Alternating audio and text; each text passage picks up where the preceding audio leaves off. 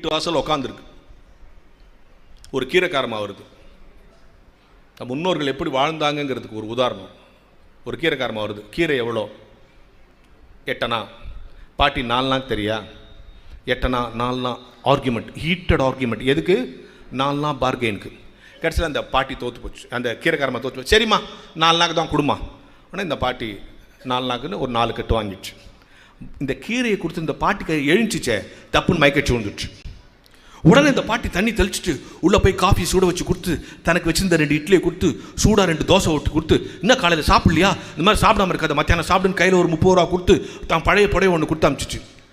இந்த பக்கத்தில் இருக்கிற பேரன் கேட்டான், இவ்வளோ நேரம் 4 நாளுக்கு அந்த பொம்பளையோட இவ்வளோ மல்லு கட்டிட்டு இப்போ ஒரு 300 ரூபாய் செலவு பண்ணிட்டே, உன்னை புரிஞ்சிக்கவே முடியலையே பாட்டின்ச்சான்.